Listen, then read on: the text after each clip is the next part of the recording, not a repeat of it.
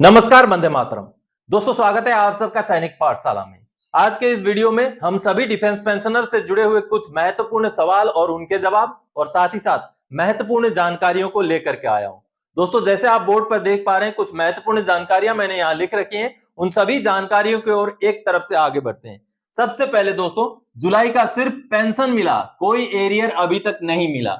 दोस्तों, कई सारे सीपीपीसीज ने जुलाई महीने का पेंशन जारी करना शुरू कर दिया है। तो ऐसे में जिन भी पेंशनर को पेंशन मिल गया है या आगे आने वाले दिनों में जिन भी पेंशनर को पेंशन मिल जाएगा, या तो फिर 31 जुलाई को जब स्पर्श पेंशनर्स को अपना पेंशन मिल जाएगा, तो क्या ओआरओपी का एरियर भी उसके साथ ही आ जाएगा? जी नहीं। आपको एक सवाल दिखाता हूं जो मेरे व्यूअर ने किया है। अब जैसे आप देख पा रहे हैं ये वाला सवाल, सर नमस्ते, इस महीने कुछ नहीं आया सर जी, सिर्फ पेंशन ही आया, ना ही कोई एरियर आया सर जी। यानी कि इनको था इंतजार ओआरओपी के सेकंड इंस्टॉलमेंट का।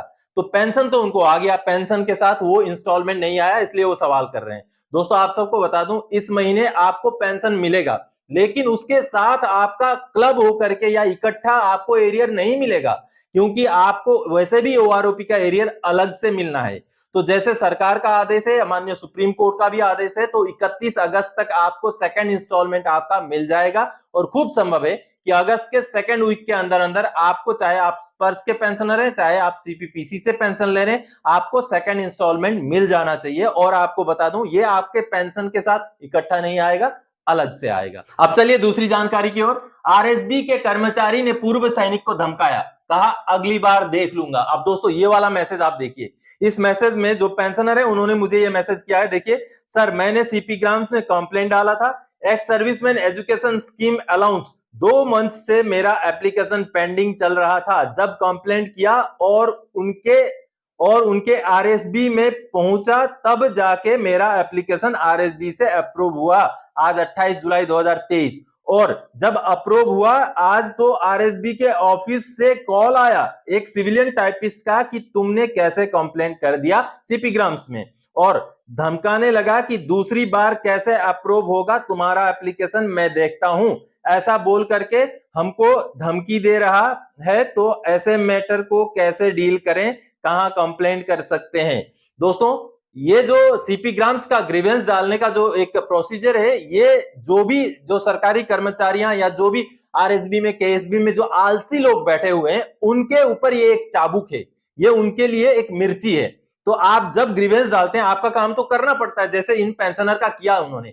ग्रीवेंस डालने के बाद उनका जो एप्लीकेशन था उसको अप्रूव कर दिया। अप्रूव करने के बाद उनको कॉल करके ये धमकी दिया कि आप अगली बार कैसे करते हैं मैं देखता हूं, और मैं उनको चैलेंज करता हूं कि कैसे आप नहीं करते वो हम देखेंगे। अगली बार भी ऑनलाइन अप्लाई करने से आप रोक नहीं पाएंगे और अप्रूवल से भी आप रोक नहीं पाएंगे, क्योंकि सीपी ग्राम्स हमारे पास एक ऐसा हथियार है जिसके ऊपर आपको कार्रवाई करना होगा और करना पड़ेगा, क्योंकि वो सारा चीज ऑनलाइन अपडेट होता है और ऑनलाइन पर ही वो शो करता है। तो जब भी ग्रीवेंस आप डालेंगे तो इनको उसके ऊपर काम करना पड़ता है। इसीलिए ये जो आलसी लोग होते हैं ना, सभी के लिए नहीं बोल रहा हूं, जो आलसी लोग होते हैं, जिन टेबल्स में आलसी लोग बैठे हुए हैं, जिनको काम करने में तकलीफ है, तो उनको इस तरीके से मिर्ची लग जाती है सीपी ग्राम्स की ग्रीवेंस से। आप ग्रीवेंस डालिए, दोबारा से ग्रीवेंस डालिए। अगर आपका काम नहीं होता है तो उनको करना पड़ेगा, कुछ नहीं उखाड़ सकते ये, ठीक है? ये कोई अगर धमकी देने वाला, वैसे भी जो गरजने वाले कभी बरसते नहीं है और बरस भी नहीं सकते। आपका पेंशन कोई नहीं रोक सकता। आपका जो हक है, आपका जो ड्यू है, चाहे कोई भी आपका ड्यू है,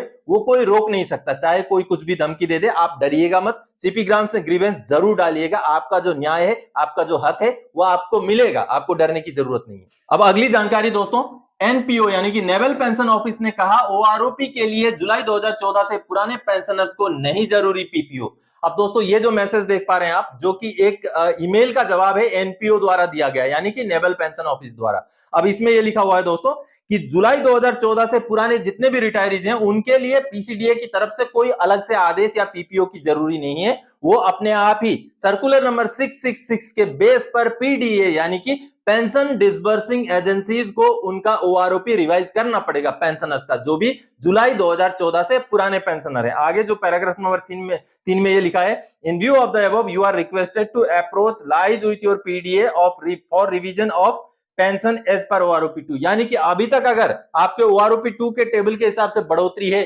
आप जुलाई 2014 से पुराने पेंशनर है, लेकिन आपको अभी तक नहीं मिला है, तो आपको अपना पीडीए से संपर्क करना चाहिए, यानी कि पेंशन डिसबर्सिंग एजेंसी के साथ आपको संपर्क करना चाहिए। आपको अलग से पीपीओ की जरूरत नहीं है और आपका रिवीजन होना है। हो सकता है कहीं आपका पेंडिंग हो गया होगा, तो आपने ये चीजें जरूर चेक करनी है। अब अगली जानकारी दोस्तों, सभी पीओ की समस्या को इकट्ठा समाधान किया जाएगा।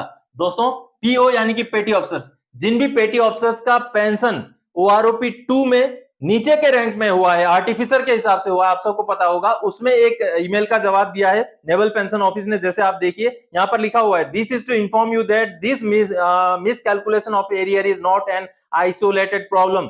This has occurred with the majority of pensioners and the same is notified to PCDA for rectification.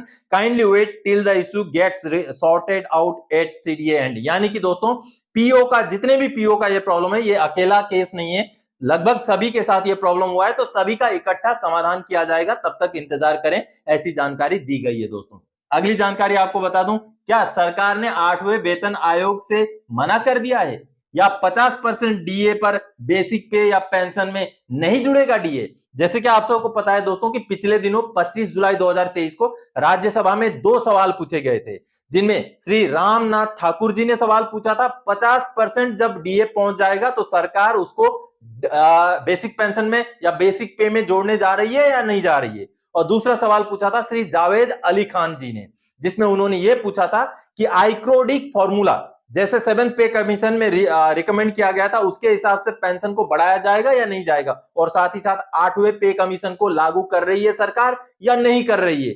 इन दोनों सवालों का सरकार ने जवाब दिया है कि सरकार के पास अभी तक ऐसा कोई भी फॉर्मूला या ऐसा कोई भी प्रपोजल विचाराधीन नहीं है। यानी कि सरकार ने 50% डीएडीआर पहुंचने पर उसको बेसिक पेंशन या बेसिक पे में जोड़ने वाले प्रपोजल के बारे में भी नकारा है, और साथ ही साथ 8वें पे कमीशन गठन करने के बारे में भी अभी फिलहाल के लिए नकार दिया है। तो इसका मतलब क्या 8वां पे कमीशन नहीं मिलने जा रहा है, या आपका डीएडीआर जब 50% हो जाएगा तो क्या वो बेसिक पेंशन या बेसिक पे में मर्ज नहीं होगा? दोस्तों सरकार को पूछा गया था कि क्या ऐसा प्रपोजल सरकार के विचाराधीन है, तो सरकार ने बोला अभी विचाराधीन नहीं है।